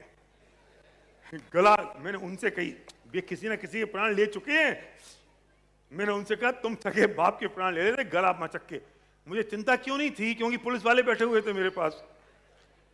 अगर नहीं बैठे थे तो मेरे प्राण ले लेते वे। तो मैंने कहा कि तुम अपने सगे बाप के प्राण ले लेते, मजाक लगा रखा है, कोई तरीका है क्या? आप कैसे दे दोगे? मैं देखता हूं कैसे दे सकते हो, मैं निपट लूंगा। तुम राम की पूजा कर रहे हो, राम ने क्या किया वो तुमने देखा नहीं, तो पूजा क्यों कर रहे हो? बंद कर दो ये। हम भगवान से अपनी सारी बात कह रहे हैं और भगवान क्या कह रहे हैं वो सुन नहीं रहे हैं। ये बात मैंने कैदियों का उदाहरण देके सागर वालों को समझाने की कोशिश की है। मैं आपको सीधी नहीं कह सकता हूं, बड़े बड़े लोग बैठे हैं कुर्सियों पे, मेरा जयपुर जाना भारी पड़ जाएगा। मैं कैसे कह सकता हूं आपके साथ ये बात? मैंने तो उनका उदाहरण लिया और समझा आपको रहा हूं। बेटी से कहे बहू को सिखाए कि तुम जिस भगवान की पूजा कर रहे हो ना रोज, वो भगवान क्या कह रहा है वो तुम्हें आधा घंटा स्वाध्याय करने से समझ में आएगा। वो आधा घंटा स्वाध्याय समझ में भगवान ने क्या कहा, हम वो नहीं सुन रहे हैं और रोज जाके कह दें कि या विधि ठाण हो के प्रथम पढ़े जो पा धन जनेश्वर देव तुम, और भगवान कहेंगे नीचे अखिलेश प्रवचन कर रहा है सुन लो, या फुर्सत नहीं है दुकान का टाइम हो गया। अगले दिन फिर आके ये विधि ठाण हो के प्रथम पढ़े जो पा लो प्रवचन अभिषेक का, दुकान का टाइम हो गया। अब बेचारे भगवान ने भी समझी नालायक है तो खुद ही मौन हो गए। किससे कहें, क्या कहें, कब कहें, क्यों कहें, इनकी समझ में आना होगा, आ जाएगा। और वे भी खुद साक्षी भाव में आ गए। जिस साक्षी भाव का उपदेश दे रहे हैं वो साक्षी भाव में वे खुद ही आ गए कि अब कोई उपदेश देने की जरूरत नहीं है और समझाने की जरूरत नहीं है। भाई सुनो, उदय के आने की अनिवार्यता तो है, लेकिन भोगने की अनिवार्यता आज के बाद जब भी उदय आए तो याद रखना उदय आया है, पूर्व जनित कर्मों का फल है। मेरा रिएक्शन कैसा है इस पर डिपेंड करेगा भविष्य कैसा होगा। और मैं तो साक्षी भाव में हूं, वरना मैं अनुकूलता का वेदन कर रहा हूं। कौन दुखी करेगा ऐसे आदमी को? है कोई धरती पे कोई माई का लाल जो दुखी कर दे? मैं गाड़ी से जा रहा हूं, गाड़ी किसी ने ठोक दी, गुस्सा तो आती है कि सड़क पे पकड़ के उसका गलेबान पकड़ लूं, तभी विचार में आना चाहिए कि ये तो ऐसा ही ठुकना था इसलिए हो गया, चलो कोई बात नहीं, नई गाड़ी आएगी, अनुकूल वेदनी हम। कौन दुखी करेगा तुम्हें? और दूसरा, ठुक गई, मैं साक्षी भाव में हूं, ठुकनी थी। अब ऐसा तो नहीं सकता जो डुएंट अंदर चला गया बाहर जाके झगड़ा करूंगा तो बाहर आ जाएगा। प्रॉब्लम क्या है? सबसे बड़ी समस्या हम ये समझते हैं कि साक्षी भाव में आने का मतलब कायरता है। बहुत इंपॉर्टेंट बात कह रहा हूं, सुनना जरा ऊपर वालों।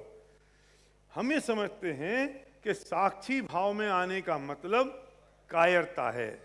साक्षी भाव में मैं आ गया, मैंने कुछ नहीं कहा तो मेरे अहम पे चोट लगी, मैंने समझा मैं कायर बन गया। अरे मुनिराज कायर हैं कि अनंत बल के धनी हैं?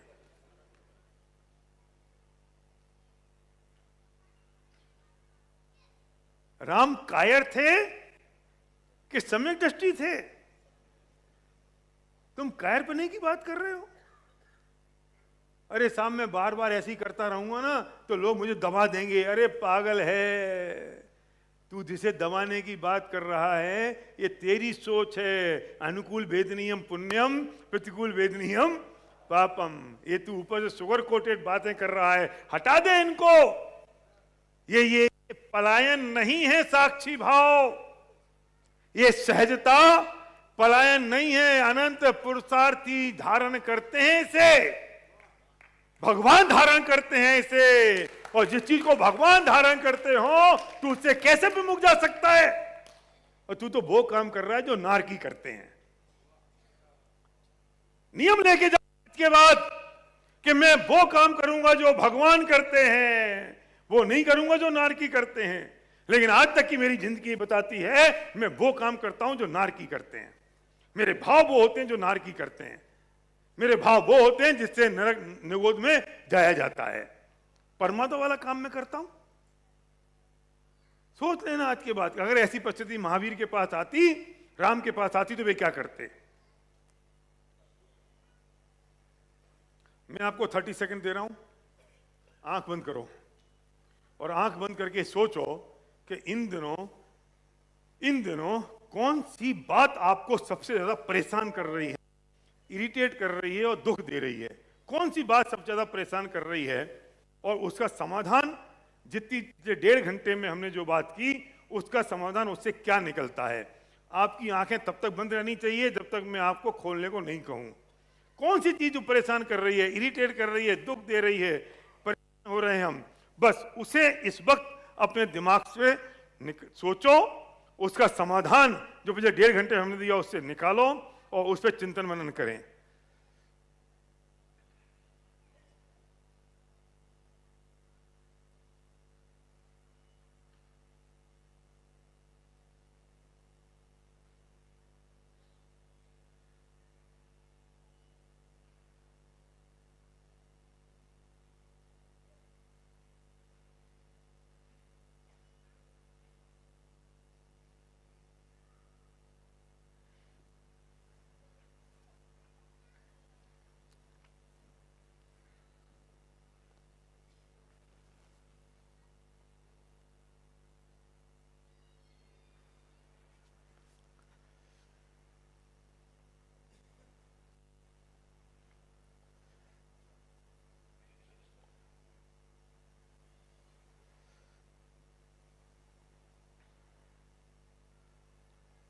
धीरे धीरे अपनी आंखें खोल लें।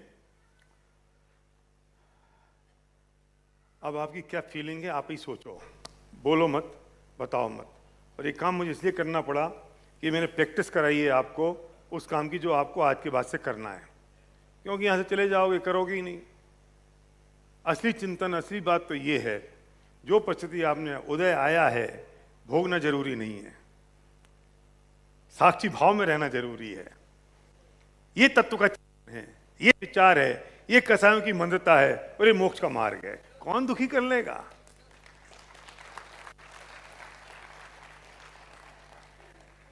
कौन करेगा दुखी? तो रूल ये बना, accept as it is. This is a rule, accept as it is. जो जैसा है वैसा स्वीकार कर लो। क्यों? क्योंकि इसके अलावा हमारे हाथ में कुछ नहीं है। और ये एक्सेप्ट एज इट इज कायरता का काम नहीं है, यही अनंत पुरुषार्थ है। परिभाषा बदलनी पड़ेगी। हमने परिभाषा गलत कर रखी है प्रमोद जी। हमने क्या कर रखा है? हमने स्वीकार कर लिया तो हम कायर हो जाएंगे। हमने स्वीकार कर लिया, हमने सबकी बात मान ली तो लोग कहेंगे ये तो पिलपिली मूड का है, ये तो ढिंगो है। ढिंगो समझ गए कि ढिंगो के ओके हो, ढिंगो माए के जय हो। हमारे दादा उदाहरण देते थे, दादा नहीं दादा के पिताजी, कि बुंदेलखंड में एक ढिंगो नाम की बहू आई तो उससे पूछा ढिंगो माए के जय हो? बोले हो। ढिंगो ससुराल जय हो के हो। अब ढिंगो को कौन दुखी करे? ढिंगो है साक्षी भाव में, जैसा होगा एक्सेप्ट कर लिया। ससुराल जाना है चले जाएंगे, मायके जाना है चले जाएंगे, क्योंकि तुम्हारे हाथ में ना ससुराल जाना भेजना है ना तुम्हारे हाथ में मायके भेजना है। जैसा होना होगा वैसा हो जाएगा। अरे एक्सेप्ट एज इट इज, इस बात की स्वीकृति और इस बात को जहन में उतारना ये कायरता नहीं है, ये अहम की चोट नहीं है, ये डरपोकपना नहीं है, ये वीकनेस नहीं है, ये पिलपिला मूड नहीं है, ये अनंत पुरुषार्थ है कि मैंने एक्सेप्ट एज इट इज कर लिया। Accept as it is. और दूसरी बात, नो एक्सपेक्टेशन।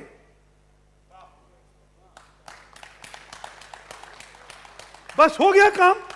क्या? एक्सेप्ट एज इट इज, कि एज इट इज मैंने स्वीकार किया। और दूसरी बात, नो एक्सपेक्टेशन। कोई एक्सपेक्टेशन नहीं है किसी से, कोई अपेक्षा नहीं है, कोई अपेक्षा नहीं है। Accept as it is and no expectation. इस जिंदगी में और साक्षी भाव, अनुकूलता का वेदन, ये चीज अगर जीवन में आ गई, इस धरती पे कोई माइका लाल नहीं है जो हमें दुखी कर दे, हमसे कह दे कि लो हम परेशान हो जाएं। और यही रास्ता जब हम मुक्ति के मार्ग पर चल पड़ेंगे और आज के बाद चीजों का मूल्यांकन करना बंद कर दें, ये अच्छी हैं कि बुरी हैं, जजमेंटल ना हो। हम जजमेंटल हो गए हैं, जजमेंटल हो गए हमने अच्छी और बुरी नापना शुरू कर दी है। हमने नापना शुरू कर दिया है कि ये ठीक है कि गलत है, ये अच्छा है कि बुरा है, ये मेरा है कि पराया है। हमने ये करना शुरू कर दिया। ये जजमेंटल होना बंद कर दें, लोगों का मूल्यांकन करना बंद कर दें और एक्सेप्ट करना शुरू कर दें। Accept as it is and no expectation. कर सकते हैं? कहा आपकी आवाज ऐसी ढीली क्या होगी? राहुल को देख रहे हो क्या? बोलो, हो सकता है? कर सकते हैं? आपकी आवाज इधर से आवाज नहीं आ रही है। अब कोई दुखी कर सकता है? किसकी ताकत है? हम दुखी हो ही नहीं सकते। तो बोलो एक बार, हम दुखी पूरा बोलो, क्योंकि हम साक्षी भाव में हैं और अनुकूलता का वेदन कर रहे हैं। एज इट इज कर लिया है। अरे एक्सेप्ट एज इट इज स्वीकार कर लिया है और कोई अपेक्षाएं नहीं है। अब मुझे कोई दुखी करने वाला पैदा नहीं हुआ। बहुत बहुत धन्यवाद।